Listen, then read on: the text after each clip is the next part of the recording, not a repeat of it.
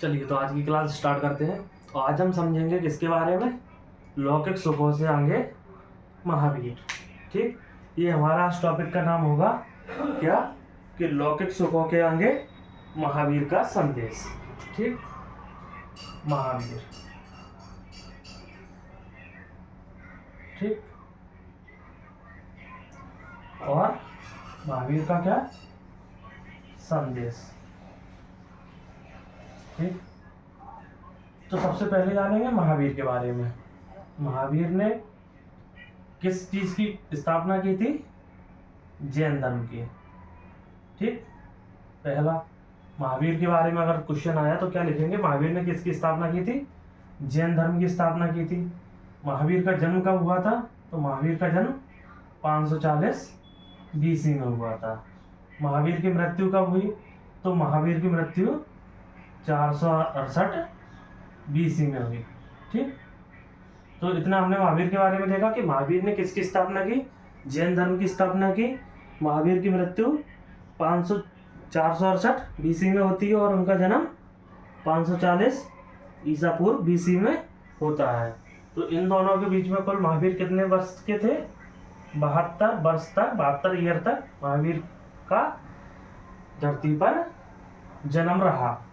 उसके बाद हम क्या देखेंगे कि महावीर ने जिस जैन धर्म की स्थापना की थी तो महावीर को एक शब्द मिला था, क्या?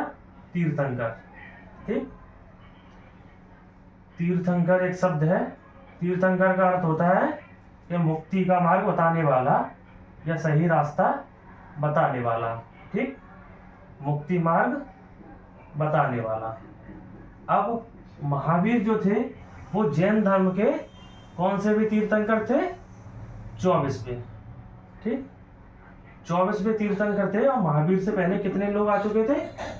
23 तीर्थंकर महावीर से पहले हो चुके थे। ठीक, और इन 23 तीर्थंकरों ने जैन धर्म में बहुत सारी बातें जोड़ी, किंतु महावीर ने जो संदेश दिया वह क्या दिया कि हमें अहिंसा पर बल देना है। किस पर बल देना है? अहिंसा। और जो जैन धर्म है उसमें पंच सिद्धांत जो है, जैन धर्म के पंच सिद्धांत वह क्या बन चुके थे? जैन धर्म का मूल बन चुका है। कौन से पंच सिद्धांत?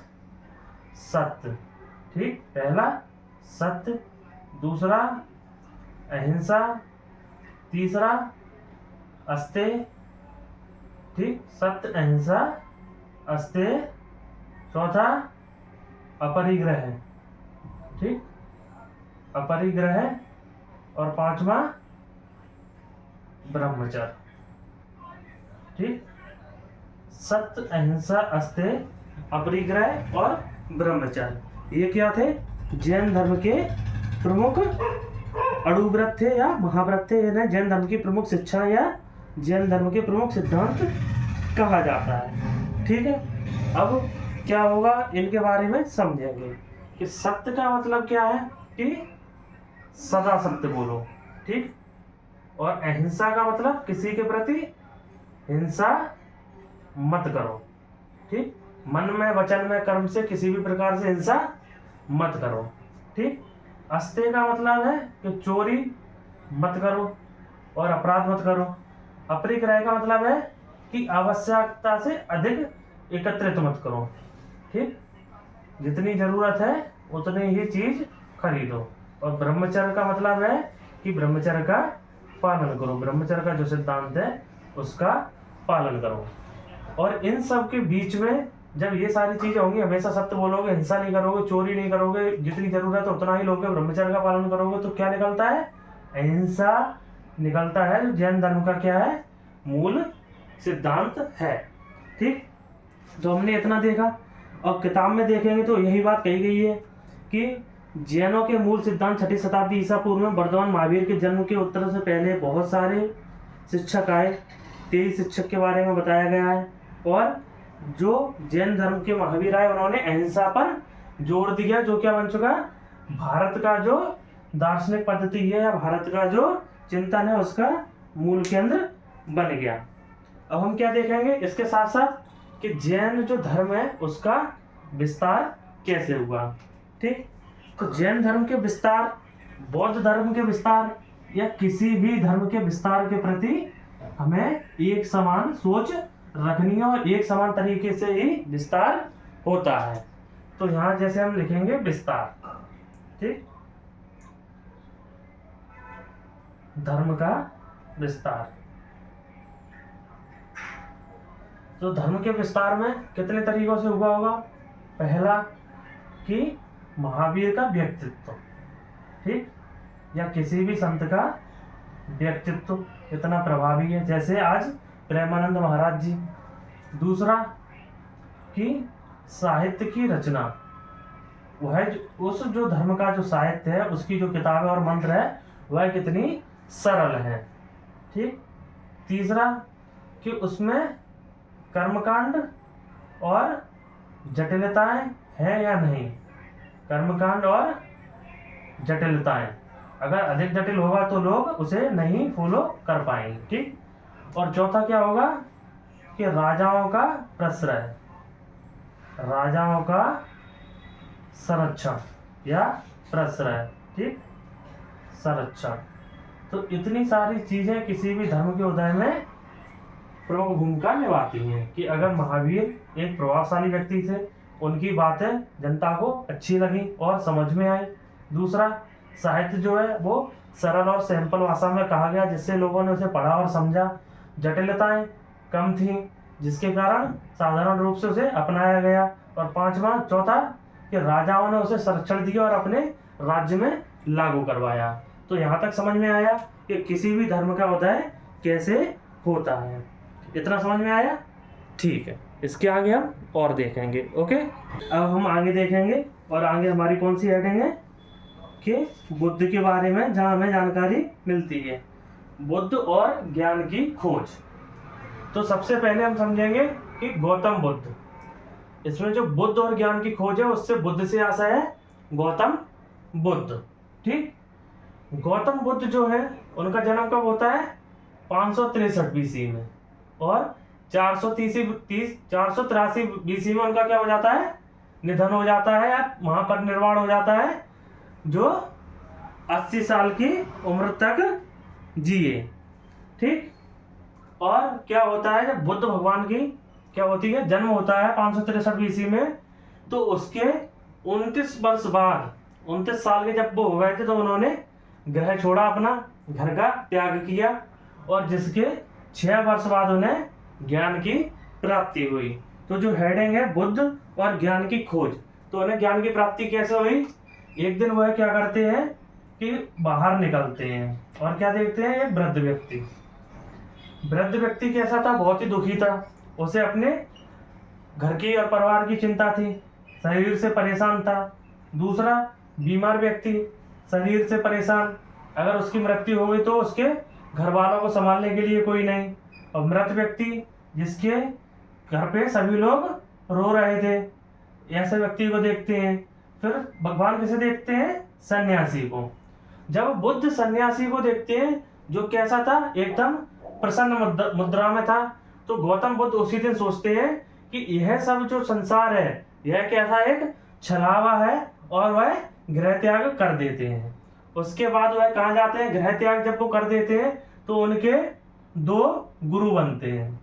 स्टार्टिंग में ही आचार्य अलार कलाम और धर्माचार्य रुद्रक रामपुत्र से वह शिक्षा प्राप्त करते हैं, और धीरे धीरे फिर आत्मचिंतन के द्वारा लगभग 6 साल के बाद गौतम बुद्ध क्या करते हैं? ज्ञान की प्राप्ति कर लेते हैं। और इसके बाद क्या कहलाते हैं गौतम बुद्ध? तथागत। इसके बाद वह तथागत और लाइट ऑफ एशिया जैसी उपाधियों के नाम से जाने जाने लगते हैं, ठीक। अब क्या होता है, इतना हमने देखा कि बुद्ध और बुद्ध को ज्ञान कैसे प्राप्त हुआ। बुद्ध के बचपन का नाम भी सिद्धार्थ था, ठीक। यह किताब में साफ साफ लिखा हुआ है, यह हम देख लेंगे। और पीछे यही वाली कहानी दी गई है कि पहले उन्होंने वृद्ध व्यक्ति को देखा तो वह दुखी हुए, फिर उन्होंने बीमार व्यक्ति को देखा तो वह दुखी हुए, फिर उन्होंने मृत व्यक्ति को देखा तो वह दुखी हुए, फिर उन्होंने सन्यासी को देखा जो कि कैसा था? प्रसन्न मुद्रा में था, और बुद्ध ने सन्यास धारण करने का संकल्प ले लिया। अब हम आगे देखेंगे कि बुद्ध की शिक्षाएं, ठीक। कल की हमने क्लास में क्या देखा था कि बुद्ध की शिक्षाएं कहाँ दी गई हैं? सुत्त पिटक में दी गई हैं, देखा था। और सुत्त पिटक की रचना किसने की? आनंद ने की। जब सुत्त पिटक की रचना आनंद ने की और इसमें क्या दिया गया है? बुद्ध की शिक्षाओं के बारे में दिया गया है। और शिक्षाएं क्या है? बुद्ध ने एक जो सबसे बड़ा मार्ग बताया है वो है मध्यम प्रतिपदा। मध्यम प्रतिपदा का मतलब है कि हर चीज को सम्यक दृष्टि से और संतुलित मात्रा में करना चाहिए। किसी भी चीज की अति नहीं करना चाहिए, हमेशा एक बीच का मार्ग अपनाना चाहिए। मतलब एकदम निडर होके और किसी पर आक्रमण भी नहीं करना चाहिए और कायरता भी नहीं दिखाना चाहिए, साहसी बनना चाहिए। यह बुद्ध का मूल शिक्षा है। बुद्ध ने क्या कहा कि बुद्ध ने माना कि 4 आर सत्य होते हैं। बुद्ध ने अपना ज्ञान क्या दिया कि 4 आर सत्य हैं जीवन के। कौन कौन से? कि दुख है, हर व्यक्ति के जिंदगी में दुख है। और क्या बताया? कि दुख का कारण है। अगर दुख है तो दुख का कारण है, पर उन्होंने क्या कहा कि कारण का निवारण भी है, ठीक। और निवारण के लिए उन्होंने उपाय बताए हैं जिन्हें क्या कहा जाता है? 4 आर सत्य। दुख है, दुख का पहला दुख है, दूसरा दुख का कारण है, तीसरा उसका निवारण है और चौथा उपाय है। और उपाय क्या है? अष्टांगिक मार्ग, ठीक। अष्टांगिक मार्ग के द्वारा उनने 8 बातें बताई हैं जिनका पालन करके व्यक्ति ये उपाय करके और निवारण करके उस दुख के कारण को खत्म कर दुख को खत्म कर सकता है। तो बुद्ध की शिक्षाएं क्या हैं? जो सुत्त पिटक में दी गई हैं कि इस तरीके से इन सारी चीजों को समाप्त किया जा सकता है। बुद्ध मानते हैं कि दुनिया कैसी है? बुद्ध मानते हैं कि दुनिया क्षणभंगुर है, ठीक। दुनिया क्षणभंगुर है। क्षणभंगुर का अर्थ होता है कि कभी भी नष्ट हो सकती है, ठीक। कभी भी नष्ट। जैसे एक मिट्टी लो, भुरभुरी सी मिट्टी, और उसका लड्डू बना के ऐसे हाथ में पकड़ लो, कभी भी जैसे ही ताकत ज्यादा लगेगी वो लड्डू फूट के गिर जाएगा।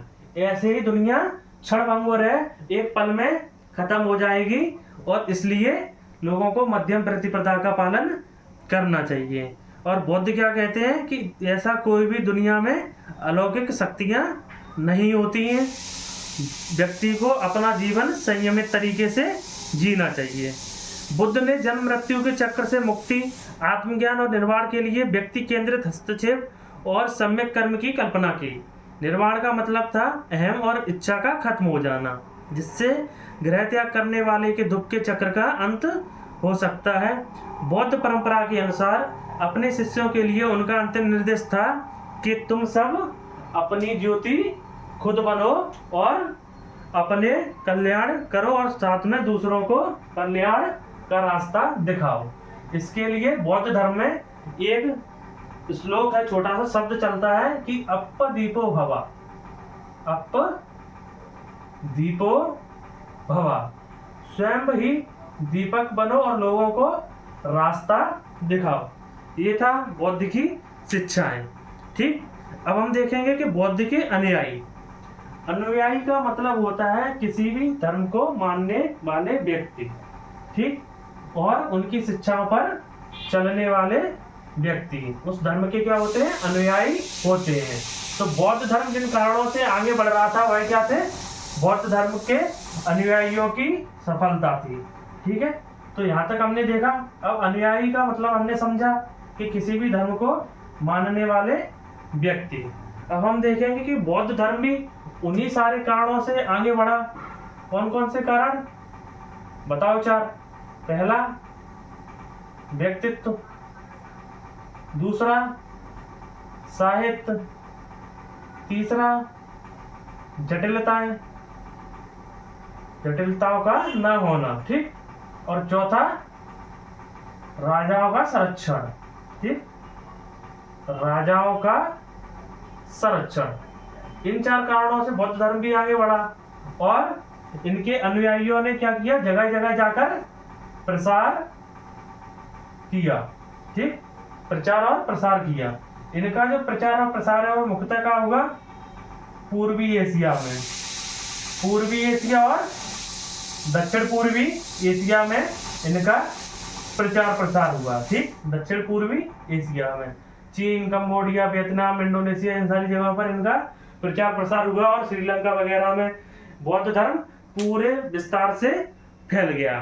ठीक, उसके बाद क्या होता है, इनके जो सुत्त पिटक के रचयिता थे आनंद, तो आनंद के कहने पर बुद्ध ने क्या किया, बौद्ध धर्म में स्त्रियों का भी क्या कर लिया, उन्हें भी आने के लिए, भिक्षुक बनने के लिए कहा। और पहली भिक्षुक कौन बनी, प्रजापति गौतमी। प्रजापति गौतमी कौन थी, प्रजापति गौतमी।